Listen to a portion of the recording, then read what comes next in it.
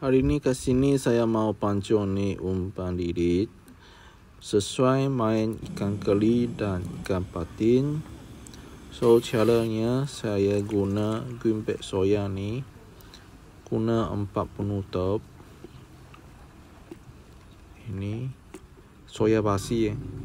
Minyak cacing saya guna 2 penutup. Okey. Campur minyak masak 200 ml. Air minuman 200 ml. Okey, kita tuang masuk semua bahan, dicampur rata. Lepas tu kita masuk ini yeast roti setengah beg dan tepung.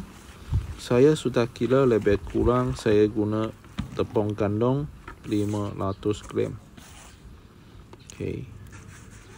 Dicampur rata.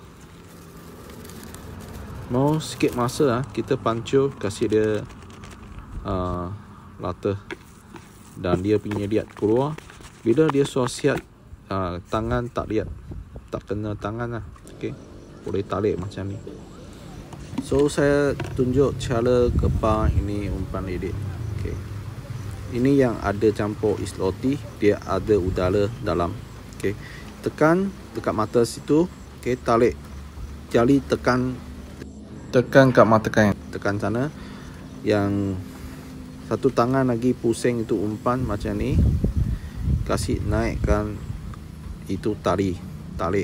Okey, ikut you punya mata kain besar ke kecil lah, atau you mau lebih sikit umpan pun boleh juga. Okey, yang itu pelambut kita ikat macam ni, senang kita kepar umpan lilit yang umpan lembut macam ni. So kalau dia ada campur yeast roti punya, saya bagi you tengok dia macam mana. Jadi, kalau sudah lama air, dia akan timbul. Okey, so sekarang kita baringkan. Saya ada letak sebiji patu radong, saya mau kasih dia auto sendiri. Baring ke satu tempat, kasih ikan kompor. Tengok ini ikan dia telan. Ya, ini pelambut sudah sayang. Selamat mencuba.